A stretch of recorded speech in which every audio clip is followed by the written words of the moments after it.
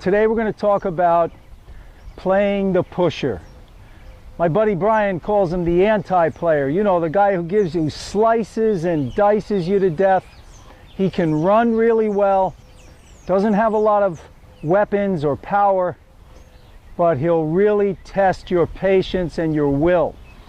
So with those type of players, you really need finishing skills. You've got to be able to finish the point.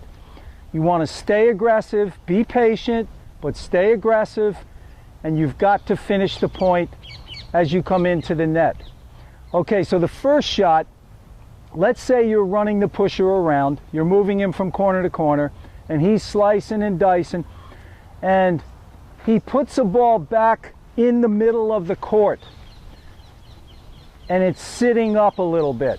That's the one you want to take advantage of. You just want to step in, take control, and get to the net.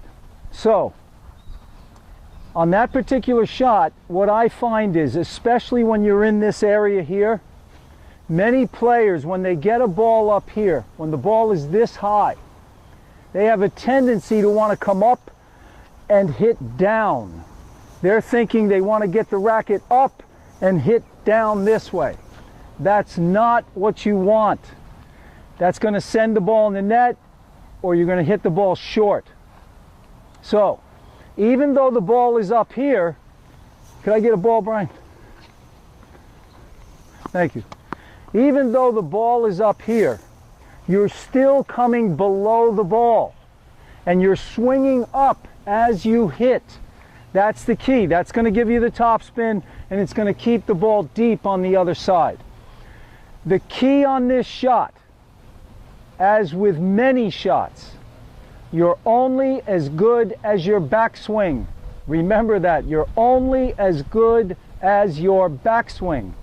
What I mean is, when you bring the racket back, you have to be careful not to lay the racket open. A lot of players do that because they want to roll the racket over the ball. It's this rolling action in the hitting zone that causes a lot of mistakes. So, instead of thinking roll over, you want to keep the racket face closed as you come back. And notice my hitting elbow is up and away from my body. It's not in tight. Because if the elbow comes in, look at the racket. The racket starts to open up. If I keep the elbow away, I can keep the racket face closed. Now I drop it below the ball, and I'm coming up. You can see this here. Okay, the racket's closed here, closed, closed, closed, boom. I'm vertical, now I drive through, and at this point, then I'm going to let the forearm and the wrist relax and come across the body. It's important that you keep your hitting shoulder and your hitting arm loose on this swing. Because if it's tight, the racket's not going to move fast, you're not going to get the power you want. So keep the lower arm, the shoulder, the wrist nice and relaxed on a scale of 1 to 10, 10 being as tight as you can hold the racket. You're only holding it a 2 or a 3. You're nice and loose, and that way you can generate some racket speed. Okay, so the backswing is key. You've got to have a good backswing, and then just step in on a low to high swing. Keep the forearm and wrist loose and relax as you come across. Let me just hit a few here.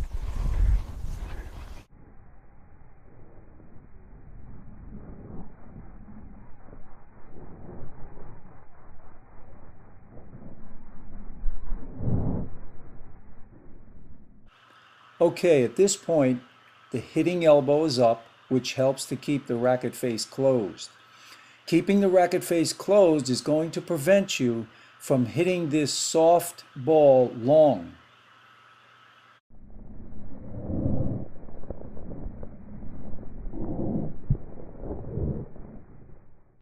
Okay, notice at this point the racket face is below the ball and the racket face is closed. When the racket face is closed like this at the low point of the backswing, it guarantees vertical at contact. Okay, at contact, it's clear to see the racket is vertical Now notice as I relax the wrist and forearm on the finish. So that's the idea. The backswing is going to be key on this shot. Low to high is key. If there's one point I would concentrate on this high ball sitting up there, it's keep the elbow up and away from the body so the racket stays closed. That's going to be key for you. Okay, here I'm going to show you from the back angle, and watch how that racket stays closed. I'm just going to come down below and up and through. So let's say 2 points I might be thinking about are face closed with that elbow up, right? And then a loose hitting arm as I go through. Loose shoulder, forearm, and wrist. Here we go.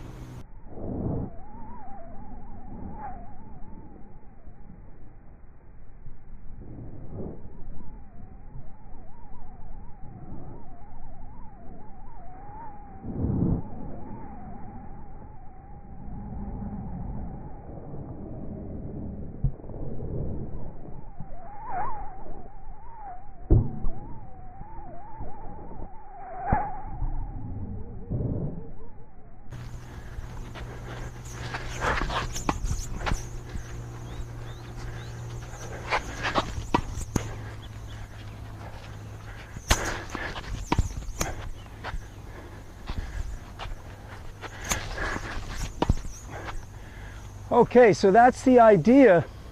That's going to enable you to be the aggressor and to keep coming in.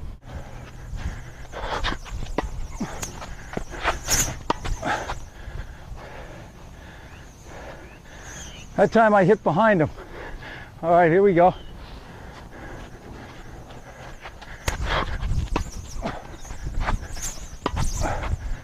Okay, so that's the idea. Work on those finishing skills and you're going to be able to beat the pusher.